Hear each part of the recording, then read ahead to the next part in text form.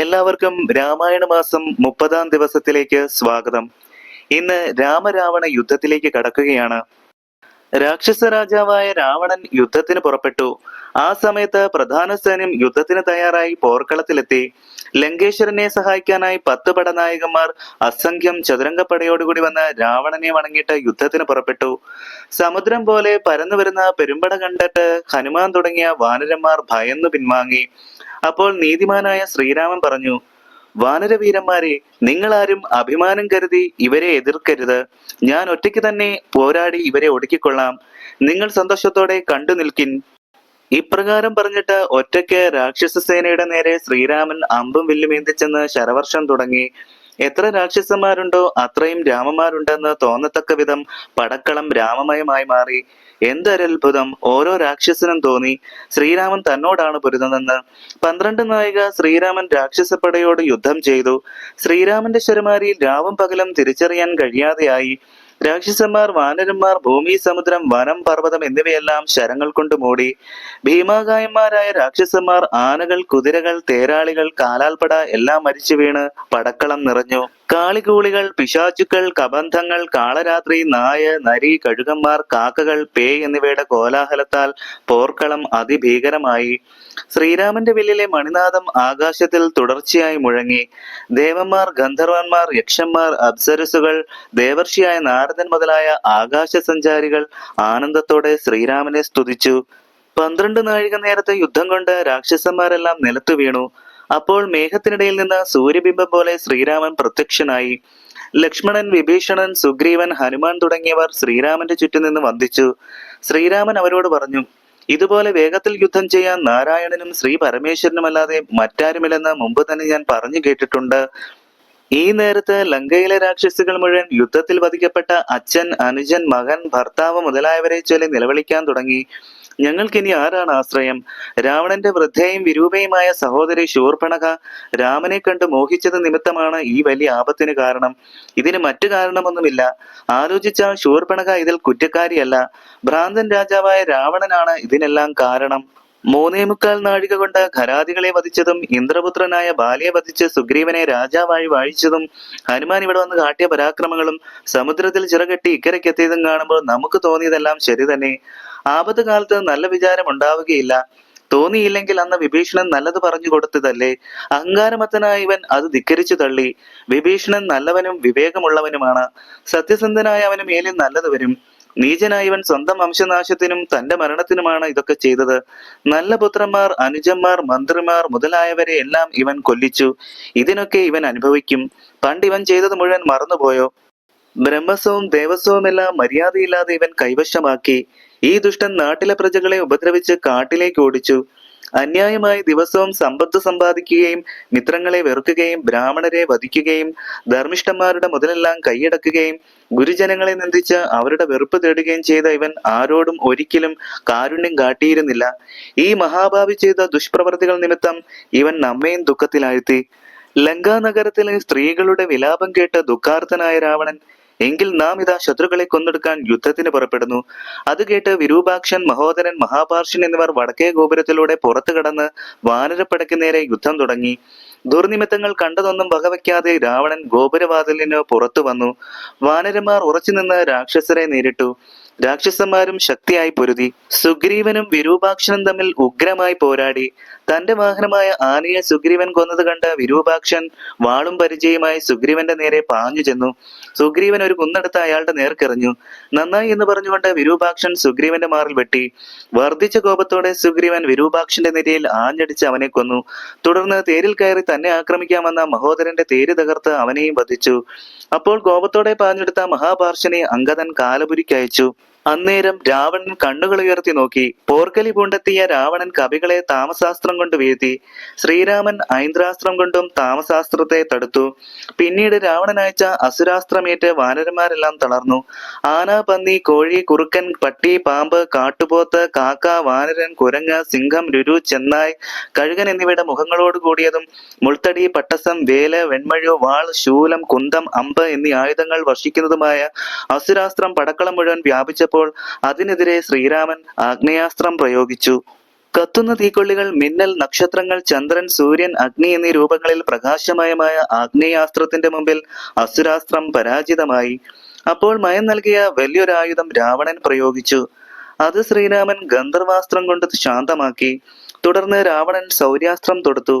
ശ്രീരാമൻ ധൈര്യസമേതം പ്രത്യസ്ത്രമേത് അത് ഖണ്ഡിച്ചു. രാവണൻ സൂര്യകിരണങ്ങളെ പോലെ രൂക്ഷമായ 10 ശരങ്ങൾ കൊണ്ട് ശ്രീരാമന്റെ മർമ്മങ്ങളിൽ മുറിവേൽപ്പിച്ചു. ശ്രീരാമൻ 100 ശരങ്ങൾ എഴുത് രാവണന്റെ ശരീരം കീറിമുറിച്ചു. ലക്ഷ്മണൻ 7 ശരം പ്രയോഗിച്ച് രാവണന്റെ കൊടിമരം ഖണ്ഡിച്ചു വീഴ്ത്തി. 5 ശരം കൊണ്ട് സൂതനെ കൊന്നിട്ട് രാവണന്റെ വില്ലു മുറിച്ചു. വിഭീഷണൻ തേർക്കുതിരകളെ ഗദ കൊണ്ടടിച്ചു കൊന്നു. തേരിൽ നിന്ന് പുറത്തു ചാടിയ ക്രുദ്ധനായ രാവണൻ വിഭീഷണന്റെ നേർക്ക് വേൽ പ്രയോഗിച്ചു. 3 അമ്പുകൾ കൊണ്ട് ആ വേൽ നുറുങ്ങി നിലത്തു വീണു. അനന്തരം വിഭീഷണനെ കൊല്ലാൻ വേണ്ടി രാവണൻ തനിക്ക് മയനിൽ നിന്ന് ലഭിച്ച വേലെറിയാൻ ഓങ്ങിയപ്പോൾ ലക്ഷ്മണൻ മുന്നിൽ കയറി രാവണന്റെ ശരീരമാകെ മുറിവേൽപ്പിച്ചു. രക്തത്തിൽ കുളിച്ച് വിവശനായ രാവണൻ കോപത്തോടെ ലക്ഷ്മണനോട് പറഞ്ഞു, കൊള്ളാം, നീ വിഭീഷണനെ രക്ഷിച്ച രീതി വളരെ നന്നായി. എന്നാൽ ഇതാ ഞാൻ ഒരു ശക്തിവേൽ നിനക്ക് നേർക്കയക്കുന്നു. നിനക്ക് നിന്നെ രക്ഷിക്കാൻ കഴിയുമെങ്കിൽ ഇത് ഖണ്ഡിക്കൂ എന്നു പറഞ്ഞുകൊണ്ട് രാവണൻ ലക്ഷ്മണന്റെ നേർക്ക് വേലെറിഞ്ഞു. അസ്ത്രങ്ങൾ കൊണ്ട് തടുക്കാൻ കഴിയാതെ വേൽമാറിൽ തറച്ചു കയറി. ഭീതനായ ലക്ഷ്മണൻ നിലത്തു വീണു. ഇത് കണ്ട രാമൻ വിഷണ്ണനായി. വേൽ വലിച്ചൂരാൻ വാനരന്മാർക്കാർക്കും കഴിവില്ലെന്ന് കണ്ട ശ്രീരാമൻ കോപത്തോടെ വേൽ വലിച്ചൂരി ഒടിച്ചു ദൂരെ എറിഞ്ഞു. അനന്തരം സുഗ്രീവൻ, സുഷേണൻ, ഹനുമാൻ മുതലായവരോട് ഇപ്രകാരം പറഞ്ഞു, നിങ്ങൾ എല്ലാവരും ചുറ്റുമിരുന്ന് ലക്ഷ്മണനെ പരിചരിക്കുക. ഇപ്പോൾ ദുഃഖിക്കാനുള്ള സമയമല്ല. ആരും വിഷമിക്കരുത്. ഞാൻ രാവണനെ വധിക്കുന്നുണ്ട്. എല്ലാവരും ശുഭചിന്തയോടെ ഇവിടെ ഇരുന്ന് എന്റെ കൈമിടുക്ക് കണ്ടുകൊള്ളുവി. ബാലിയെ വധിച്ചതും സുഗ്രീവാദികളോടൊരുമിച്ച് കടലിൽ ചിറകെട്ടി ഇവിടെ വന്നതും രാക്ഷസന്മാരെ കൊന്നതും രാവണവധത്തിനു വേണ്ടിയായിരുന്നു. ഇപ്പോൾ അവൻ നേർക്കുനേർ എത്തിയിരിക്കുകയാണ്. ഇനി രാവണനും രാമനും ഒരുമിച്ച് ഭൂമിയിൽ ജീവിച്ചിരിക്കുകയില്ല. ഞാൻ സൂര്യവംശത്തിൽ ജനിച്ചവനാണെങ്കിൽ രാവണനെ വധിക്കും, തീർച്ച. ഞാൻ ആയുധപാണിയാണെങ്കിൽ 7 സമുദ്രങ്ങളും 7 പർവ്വതങ്ങളും 7 ഭൂഖണ്ഡങ്ങളിലും സൂര്യനും ചന്ദ്രനും ആകാശവും ഭൂമിയും എല്ലാം ഉള്ള കാലം വരെ നിലനിൽക്കുന്ന കീർത്തി വളരും വിധത്തിൽ ഞാൻ അവനെ പോരിൽ വധിക്കും. ദേവന്മാർ, അസുരന്മാർ, നാഗങ്ങൾ, ചാരണന്മാർ, താപസന്മാർ എല്ലാവരും എന്റെ ബലം കണ്ടറിയണം. ഇപ്രകാരം പറഞ്ഞുകൊണ്ട് ശ്രീരാമൻ അസ്ത്രങ്ങൾ അയച്ച് രാവണനോട് പൊരുതി തുടങ്ങി. രാവണനും ഉത്സാഹത്തോടെ അതുപോലുള്ള ശരങ്ങൾ എയ്തു. രാമനും രാവണനും മാരി ചൊരിയുന്നത് പോലെ ബാണങ്ങൾ അയച്ച് യുദ്ധം ചെയ്തു. അവരുടെ ഞാണൊലി 3 ലോകത്തിലും മുഴങ്ങി. ലക്ഷ്മണൻ മരിച്ചു കിടക്കുന്ന കാര്യമോർത്ത് ദുഃഖിതനായ ശ്രീരാമൻ താരയുടെ പിതാവായ സുഷേണനോട് ഇങ്ങനെ പറഞ്ഞു, യുദ്ധം ചെയ്യാൻ എനിക്ക് ധൈര്യം തോന്നുന്നില്ല. ഇനി ഭൂമി ജീവിച്ചിരിക്കുന്നതിനേക്കാൾ നല്ലത് അനുജനോടൊപ്പം മരിക്കുന്നതാണ്. എന്റെ പിടി വില്ലിൽ മുറുകുന്നില്ല. നമ്മുടെ ശക്തി കുറഞ്ഞിരിക്കുന്നു. നിൽക്കാൻ കൂടി പ്രയാസമുണ്ട്. എല്ലാം കൊണ്ടും പരിഭ്രമം കൂടി വരുന്നു. ഈ ദുഷ്ടനെ കൊല്ലാൻ ഒരു വഴിയും കാണുന്നില്ല. അഭിമാനവും നഷ്ടമായി. ഇതെല്ലാം കേട്ട സുഷേണൻ ശ്രീരാമനോട് പറഞ്ഞു, ദേഹത്തിന്റെ നിറം മാറിയിട്ടില്ല. വേറും മോഹലാസ്യമാണിത്. മുഖം, കണ്ണുകൾ എന്നിവയ്ക്ക് മാറ്റമൊന്നുമില്ല. വിഷമം തീർന്ന അനുജൻ ഇപ്പോൾ ഉണരും. പിന്നീട് സുഷേണൻ ആലോചിച്ചിട്ട് ഹനുമാനോട് പറഞ്ഞു, മുമ്പിലത്തെ പോലെ വിശല്യകരണി എന്ന മരുന്ന് വേഗം കൊണ്ടുവരിക. ഹനുമാൻ ഉടനെ പോയി വിശല്യകരണി എന്ന ഔഷധം കൊണ്ടുവന്നു. സുഷേണൻ മരുന്ന് പിഴിഞ്ഞെടുത്ത് ലക്ഷ്മണന് നസ്യം ചെയ്തു. ലക്ഷ്മണന് ക്ഷീണം തീർന്ന് എഴുന്നേറ്റു. ഹനുമാൻ ഔഷധ സസ്യമുള്ള പർവ്വതം എടുത്തുകൊണ്ടുപോയി മുമ്പിരുന്ന സ്ഥിതിയിൽ വെച്ചു. ലക്ഷ്മണൻ ശ്രീരാമനെ ചെന്ന് വണങ്ങി. അനുജനെ ജ്യേഷ്ഠൻ മുറുകെ ആലിംഗനം ചെയ്തിട്ട് പറഞ്ഞു, നിന്റെ പാരവശ്യം കണ്ട് എന്റെ ധൈര്യമെല്ലാം പോയി. അത് കേട്ട ലക്ഷ്മണൻ പറഞ്ഞു, അങ്ങ് ഒരു കാര്യം ഓർക്കണം. രാവണവധം നടത്തി ലോകരെ രക്ഷിക്കാമെന്ന് മുനിമാരോട് ചെയ്ത സത്യം വെറുതെയാകാൻ പാടില്ല. 3 ലോകത്തിനും ഉപദ്രവകാരിയായ ഇവനെ കൊന്ന് 3 ലോകങ്ങളും സംരക്ഷിക്കണം. ലക്ഷ്മണൻ പറഞ്ഞത് കേട്ടിട്ട് ശ്രീരാമൻ വളരെ വേഗം ചെന്ന് രാവണനോട് പോര് തുടങ്ങി. ഭൂമിയിൽ നിന്നുകൊണ്ട് ശ്രീരാമനും തേരിലിരുന്നു കൊണ്ട് രാവണനും അതിഘോരമായി യുദ്ധം ചെയ്തു. നിലത്തുനിന്ന് പൊരുതുന്നത് ശ്രീരാമന് കുറവാണെന്ന് നാരദാദി ദേവർഷിമാർ പറഞ്ഞതനുസരിച്ച് ഇന്ദ്രൻ വലിയ സംഭ്രമത്തോടെ മാതുലിയോട് പറഞ്ഞു, നീ എന്റെ തേര് വേഗം കൊണ്ടുപോയി ശ്രീരാമന് നൽകുക. അദ്ദേഹത്തിന്റെ ഹിതമനുസരിച്ച് തേരോടിക്കുകയും ചെയ്യുക. മാതുലി ഉടനെ തേരുമായി ഭൂമിയിലെത്തി ശ്രീരാമനോട് പറഞ്ഞു, രാവണനോടുള്ള യുദ്ധത്തിന് ഇന്ദ്രന്റെ ആജ്ഞ അനുസരിച്ച് അങ്ങേക്ക് തേരുമായി വിടകൊണ്ടതാണ്. അങ്ങ് തേരിൽ കയറുക. ഞാൻ വായുവേഗത്തിൽ തേരോടിക്കാം. അത് കേട്ട ശ്രീരാമൻ രഥം തൊട്ട് വന്ദിച്ചിട്ട് തേരിൽ കയറി. ശ്രീരാമന് നേരെ പേമാരി പോലെ ശരമയച്ച രാവണന്റെ നേർക്ക് ശ്രീരാമൻ ഗന്ധർവാസ്ത്രം എയ്തു. രാവണൻ രാമന്റെ നേരെ രാക്ഷസാസ്ത്രം പ്രയോഗിച്ചു. തുടർന്ന് രാവണൻ രൂക്ഷവും ഭയങ്കര നാഗങ്ങൾ അടങ്ങിയതുമായ നാഗാസ്ത്രവും അതിനെ തടുത്തുകൊണ്ട് ശ്രീരാമൻ ഗരുഡാസ്ത്രവും എഴുതിവിട്ടു. രാവണൻ മാതലിയുടെ നേർക്ക് ശരങ്ങൾ അയച്ചു. കൊടിമരം മുറിച്ചു. കുതിരകൾക്കും അമ്പുകളേറ്റു. യുദ്ധം അതിഭയങ്കരമായി. ശ്രീരാമൻ കൈകാൽ തളർന്ന് തേർത്തട്ടിൽ നിൽക്കുന്നത് കണ്ട് കൈകസ്യപുത്രനായ വിഭീഷണൻ വളരെ ദുഃഖാകുലനായി. ലോകരെല്ലാം അതികഠിനമായി ദുഃഖിച്ചു. ഇതോടെ നിന്നെ കാലപുരിക്ക് അയക്കുന്നുണ്ട് എന്ന് പറഞ്ഞുകൊണ്ട് രാവണൻ അയച്ച ശൂലം അസ്ത്രം കൊണ്ട് തൊടുത്താൽ പോരെന്ന് കരുതി ശ്രീരാമൻ ഇന്ദ്രന്റെ തേലിലിരുന്ന് ഒരു ശക്തിവേൽ എടുത്ത് പ്രയോഗിച്ചു. 100 കഷ്ണങ്ങളാക്കി മുറിച്ചു വീഴ്ത്തി. രാവണന്റെ തേർക്കുതിരകളെ ശസ്ത്രങ്ങൾ കൊണ്ട് മുറിവേൽപ്പിച്ചു. ഭയന്ന തേരാളികൾ പോർക്കളത്തിൽ നിന്ന് തേര് മാറ്റിക്കൊണ്ടുപോയി. കുറെ കഴിഞ്ഞ് ക്ഷീണം മാറിയപ്പോൾ രാവണൻ തേരാളിയോട് പറഞ്ഞു, നീ പരിഭ്രാന്തനായി പോരിൽ നിന്ന് പിന്തിരിഞ്ഞത് എന്തിനായിരുന്നു? ഞാൻ അത്രയ്ക്ക് ദുർബലനായോ? ശത്രുക്കളോട് എതിർത്തിട്ടുള്ളപ്പോൾ ഞാൻ ആരോടെങ്കിലും തോറ്റോടിയൊളിക്കുന്നത് നീ കണ്ടിട്ടുണ്ടോ? നീ ഇനിമേൽ എന്റെ സൂതനല്ല, നീ രാമന്റെ ബന്ധുവാണെന്ന് എനിക്ക് മനസ്സിലായി. ഇപ്രകാരമുള്ള വാക്കുകൾ കേട്ട് തേരാളി പറഞ്ഞു, രാമനോട് സ്നേഹവും എന്റെ സ്വാമിയോട് വെറുപ്പും തോന്നിയിട്ടില്ല ഞാനിത് ചെയ്തത്. രാമനോട് പൊരുതുമ്പോൾ അങ്ങ് ക്ഷീണിച്ചവശനാകുന്നത് ഞാൻ കണ്ടു.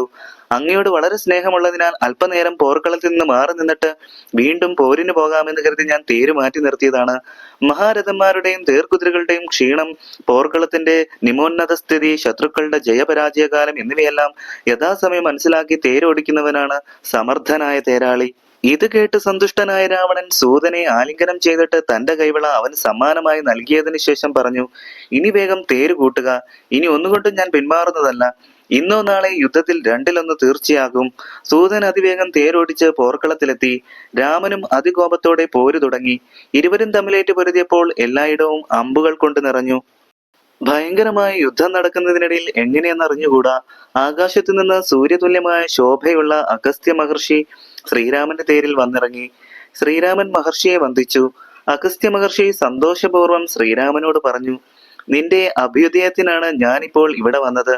നിന്റെ ആദിഭൗതികവും ആദിദൈവികവും ആധ്യാത്മികവുമായ ദുഃഖങ്ങളും ആപത്തുകളും അകന്നു പോകും. ശത്രുനാശവും രോഗനാശവും ഉണ്ടാകും. ആയുസ്സും സൽകീർത്തിയും വർദ്ധിക്കും.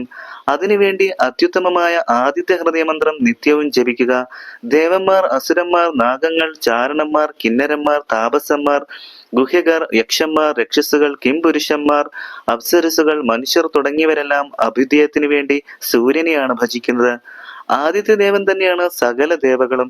സ്വന്തം ലക്ഷ്മികളാൽ 14 ലോകങ്ങളെയും സംരക്ഷിക്കുന്നത് കൽപ്പാന്ത കാലത്ത് ആ ദേവൻ തന്നെ. ആദിത്യ ഹൃദയം ജപിച്ച് നീ വേഗം ശത്രു സംഹാരം നടത്തുക. അഗസ്ത്യ മഹർഷിയുടെ വാക്കുകൾ കേട്ട് സന്തുഷ്ടനായ ശ്രീരാമൻ വർദ്ധിച്ച ഭക്തിയോടെ തൊഴുതു. അനന്തരം അഗസ്ത്യൻ വിമാനത്തിൽ കയറി നാരദ മഹർഷിയുടെ സമീപത്തെത്തി. ശ്രീരാമൻ മാതലിയോട് അരുളി ചെയ്തു, നീ വിഷമം കൂടാതെ തേര് തെളിക്കുക. രാവണന് ചാഞ്ചല്യമൊന്നും ഉണ്ടായില്ല. ദിക്കുകൾ പൊടികൊണ്ട് മൂടി. അമ്പുകൾ എല്ലായിടത്തും നിറഞ്ഞു. ശ്രീരാമൻ രാവണന്റെ കൊടിമരം മുറിച്ചു വീഴ്ത്തി. ക്രുദ്ധനായ രാവണൻ മാതലിയുടെയും കുതിരകളുടെയും മേൽ ധാരാളം ശരങ്ങൾ അയച്ചു. ശൂലം, മുസലം, ഗദ തുടങ്ങിയ ആയുധങ്ങളും പ്രയോഗിച്ചു. ശ്രീരാമൻ അവയെല്ലാം മുറിച്ചുകൊണ്ട് മുന്നോട്ടെടുത്തു. ഏറ്റവും അടുത്തെത്തിയും അകന്നും വലം വെച്ചും ഇടം തിരിഞ്ഞും കുറച്ചു പിന്മാറിയും തേരാളികളുടെ തേരോടിക്കാനുള്ള സാമർഥ്യവും പോരാളികളുടെ യുദ്ധ സാമർഥ്യവും കണ്ടിട്ട് പണ്ടും അതിനുശേഷവും ഇതുപോലൊരു യുദ്ധം നാം കണ്ടിട്ടില്ല എന്ന് ദേവാദികൾ പുകഴ്ത്തി. കൊള്ളാം കൊള്ളാം എന്ന് പറഞ്ഞ് നാരദൻ തന്റെ ആഹ്ലാദം പ്രകടിപ്പിച്ചു. രാമരാവണ യുദ്ധം കണ്ട് 3 ലോകത്തിലുള്ളവരും ഭയന്നു.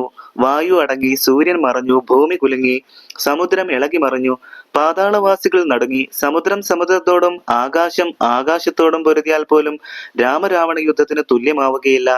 രാമരാവണ യുദ്ധത്തിന് തുല്യം അതുമാത്രമേ ഉള്ളൂ എന്നിങ്ങനെ ദേവാദികൾ പുകഴ്ത്തി. അപ്പോൾ ശ്രീരാമൻ രാവണന്റെ ഒരു തല മുറിച്ച് ഭൂമിയിൽ വീഴ്ത്തി. ഉടൻ തന്നെ ആ തല വീണ്ടും മുളച്ചു വന്നു. രണ്ടാമതും ശ്രീരാമൻ അത് മുറിച്ചിട്ടു. വീണ്ടും ആ തലയുണ്ടായി. ഇങ്ങനെ 101 തലകൾ അറുത്തിട്ടെങ്കിലും രാവണന്റെ 10 തലകളിൽ ഒന്നുപോലും കുറഞ്ഞില്ല. രാവണന്റെ തപോബലം അത്യത്ഭുതകരം തന്നെ. കുംഭകർണൻ, മകരാക്ഷൻ, ഖരൻ, ബാലി, മാരീച മുതലായ ദുഷ്ടരെ കൊന്ന രാമബാണത്തിന് ഇന്ന് രാവണനെ കൊല്ലാൻ മടി തോന്നിയത് എന്തുകൊണ്ടാണ്? രാവണനെ കൊല്ലാൻ ഒരു ഉപായമൊന്നും കാണുന്നില്ലല്ലോ. ഇങ്ങനെ ചിന്തിച്ചുകൊണ്ട് ശ്രീരാമൻ വീണ്ടും രാവണന്റെ നേർക്ക് ധാരാളം ബാണങ്ങൾ എയ്തു. രാവണനും ശ്രീരാമന്റെ മേൽ നിരവധി ശരങ്ങൾ അയച്ചു. അപ്പോൾ ശ്രീരാമന്റെ മനസ്സിൽ ഒരു വിചാരമുണ്ടായി. അതോടെ തന്റെ നേർക്ക് വന്ന ശരങ്ങളെല്ലാം പുഷ്പതുല്യങ്ങളായി. രാവണന്റെ ശക്തിയും കുറഞ്ഞു തുടങ്ങി. 7 ദിവസം മുഴുവൻ അത്യന്തം രോക്ഷത്തോടെ യുദ്ധം തുടർന്നു.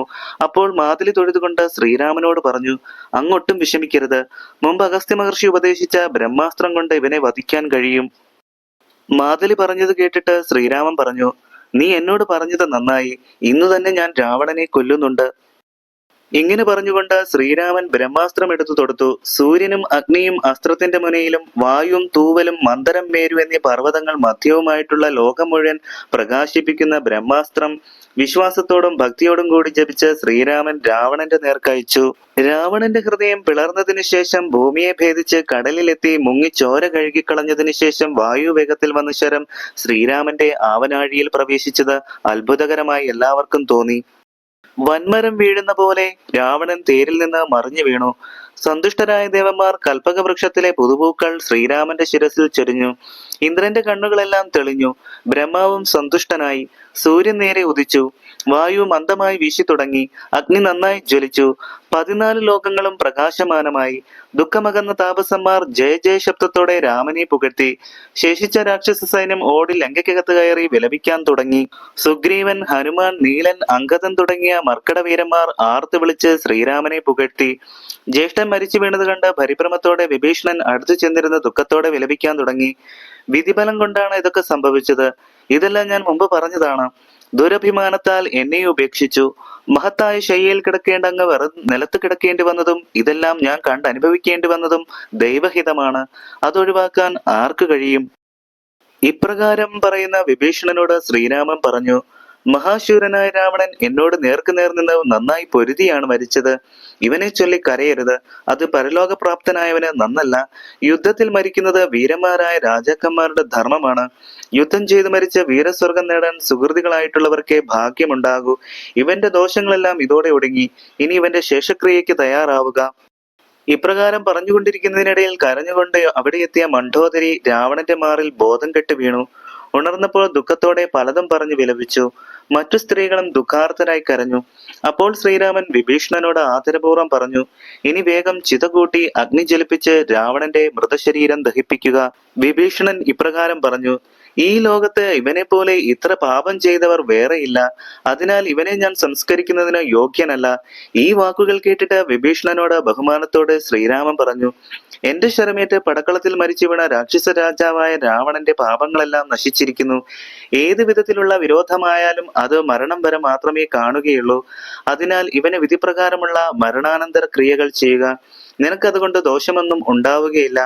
അനന്തരം വിഭീഷണൻ മുനിശ്രേഷ്ഠന്മാരുമൊത്ത് ചന്ദനം, സുഗന്ധദ്രവ്യങ്ങൾ മുതലായവ കൊണ്ട് ചിതയൊരുക്കി. വസ്ത്രം, മാല, ആഭരണങ്ങൾ മുതലായവ കൊണ്ട് രാവണന്റെ ദേഹം അലങ്കരിച്ച വാദ്യഘോഷങ്ങൾ മുഴക്കിക്കൊണ്ട് അഗ്നിഹോത്രികളെ സംസ്കരിക്കുന്നത് പോലെ രാവണദേഹം ദഹിപ്പിച്ച് വിഭീഷണൻ തന്റെ ജ്യേഷ്ഠന് ഉദകക്രിയ ചെയ്തു. സ്ത്രീകളെയെല്ലാം ആശ്വസിപ്പിച്ചിട്ട് വിഭീഷണൻ ചെന്ന് ശ്രീരാമനെ നമസ്കരിച്ചു. മാതുലി ശ്രീരാമനെ വന്ദിച്ചിട്ട് ദേവലോകത്തേക്ക് പോയി. യുദ്ധം കണ്ടുകൊണ്ട് നിന്നവരെല്ലാം അവരവരുടെ വസതികളിലേക്ക് മടങ്ങി. രാമായണ മാസം 30-ാം ദിവസത്തെ രാമകഥ ഇവിടെ പൂർണ്ണമാകുന്നു. നന്ദി, നമസ്കാരം.